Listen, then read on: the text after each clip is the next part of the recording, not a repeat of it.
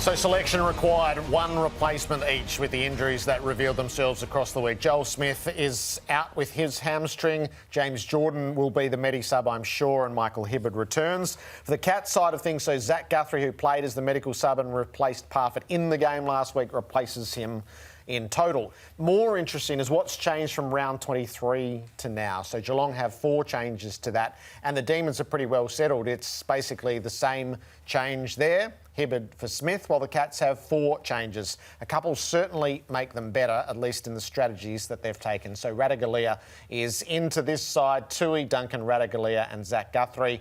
Parfitt, the untimely injury, O'Connor, Dalhouse and Simpson. A quick word to set this up, and Jake's standing by.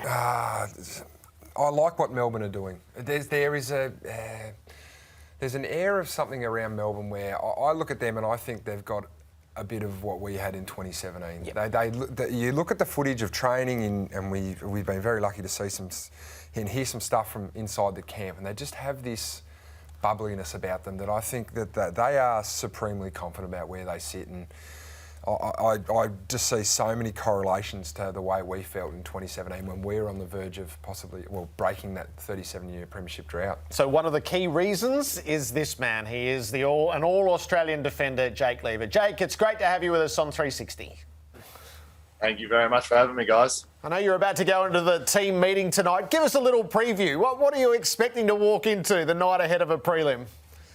Look, I think that as a footy club, we've been pretty simple and pretty basic, especially for our first final. So I wouldn't imagine too many, costumes or anything from Goody. I'm hoping not anyway. So, but no, it's a pretty good feeling around our captain's run meeting.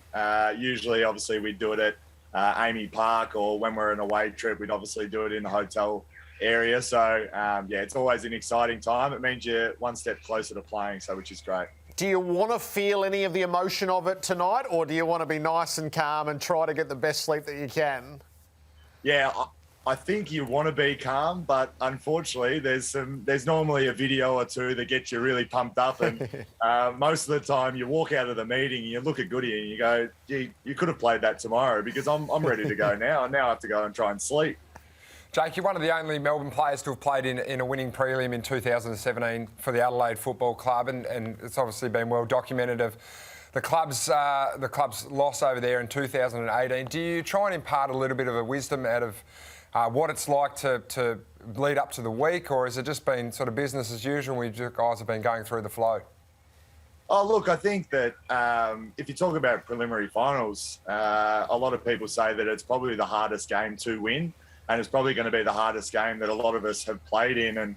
And for us, we're lucky enough to get the week off. And the footy club did a fantastic job in terms of, last week there was early on in the week, we had a bit of downtime and we're able to relax and really get the recovery in. And once it hit Sunday, we just turned our focus to this game. And it's been a really normal week for us. And I don't know if it's a blessing, but being away from, I guess, the Melbourne sort of media, not being, it's a different time zone over here, so you seem to miss a lot of the shows and everything like that. But a lot of the guys are really relaxed.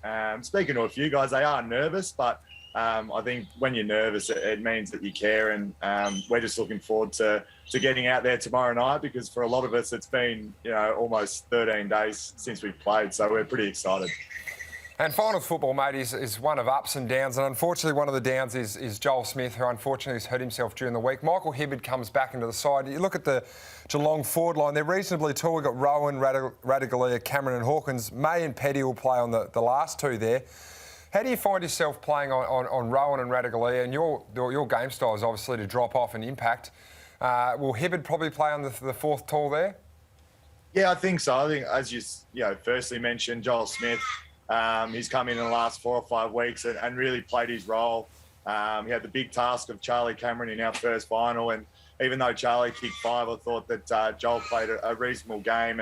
And as you said, it's just unlucky. But we're looking forward to the challenge of that forward line is pretty talented, and we probably got first hand of that in round 23 in the second quarter, where they were able to pile on. I think it was 7 goals in the quarter. So look, we're looking forward to the challenge, but I'm not sure Maisie would like you to mention that my role is to just drop off, because he's always telling me I've got to defend my man first and then do that second. So Like a strong key back.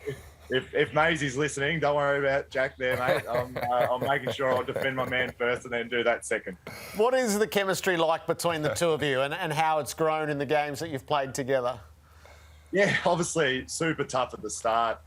Didn't get a lot of time playing together through various injuries. But over the last 2 years, I thought that the ability for us to be able to, not run into each other in the air, be able to communicate when the ball's coming in, everything like that. It's been super to be able to do that. But I think you've been able to see, obviously, Harry Petty in the second half of the year has been able to just come in and fit in seamlessly. But we had, obviously, Adam Tomlinson at the start of the year do a fantastic job in that role. So, as much as it's sort of, I guess myself and Steve do get the limelight a little bit. It's Harry Petty, Adam Tomlinson, and Michael Hibbert and Joel Smith, these type of guys around us, that we wouldn't be able to do the role that we do without those guys. So take us into that little. So we see a lot of sides huddle up in the modern game in forward 50, also in the middle and in the back line. Who leads the conversation when there's been a goal kicked out the back and there might be a little bit of arguing going on?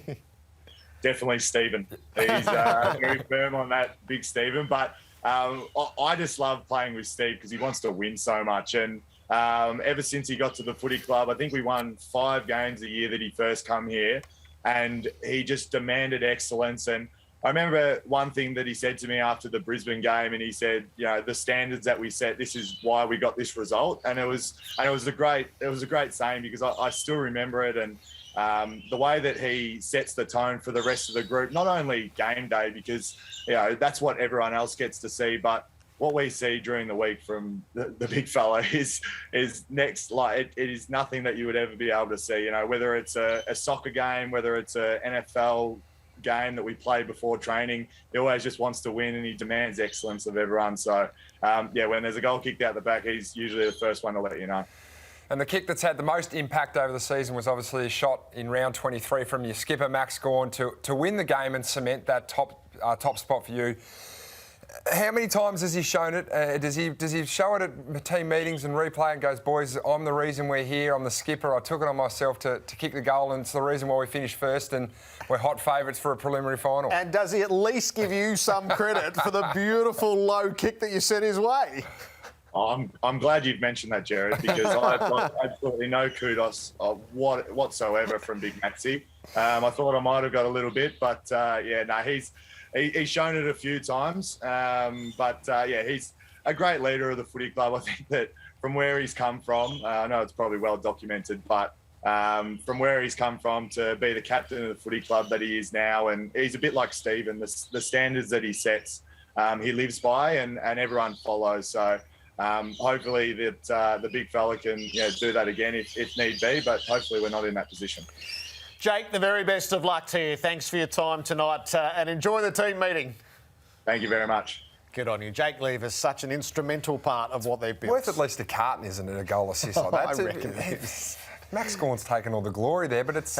You're okay at passing credit down the line, aren't you? Yeah, you never bite the hand that feeds you, Jared. You always say to the mids, who do you love kicking it to? Well, all the mids. I love all the mids kicking it to me, so you know that you might get a lick of the ice cream next time. All right. The major news today away from the preliminary finals came from Brisbane with an astounding twist in the locking